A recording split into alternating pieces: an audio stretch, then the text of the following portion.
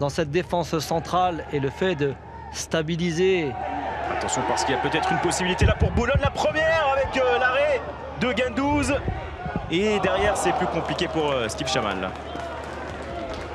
Première situation d'entrée Fabrice avec cette erreur de la défense. C'est ce qu'on disait, Alassane Diaby qui recule prendre la place d'Antoine Matisse.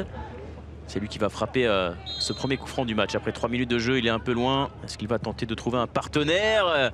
C'est capté finalement par Simon Lugier. Et le corner de Monsieur Coup-de-Pierre était Guillaume Béguin, ancien Lensois, pour s'en charger. Oh, attention, Chamal qui pouvait marquer un bout portant et qui bute sur le gardien. Étrangement seul, Steve Chamal. Regardez comment il reprend ce ballon à bout portant. C'est un arrêt réflexe. Et voilà Fabrice, 0-0 après 45 minutes de jeu entre les 22 acteurs. Pas beaucoup d'occasions, pas beaucoup de rythme. On sent que les deux équipes ne sont pas tout à fait bien rentrées dans ce match. Attention Sabali.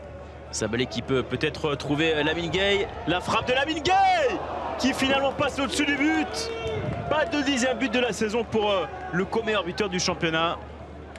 Lamine Gueye qu'on sent pas trop dans ce match, pas très inspiré, mais pourtant il se crée cette occasion bien servie par Sabali. Il a la possibilité de croiser sa frappe, il préfère tirer en force.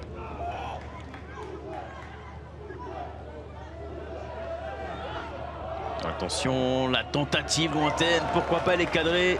Cette frappe captée par Guendouzi en cours de jeu, en première période. Ou attention, cette paire de balles presque sans conséquence finalement. Et derrière, il y a même une faute.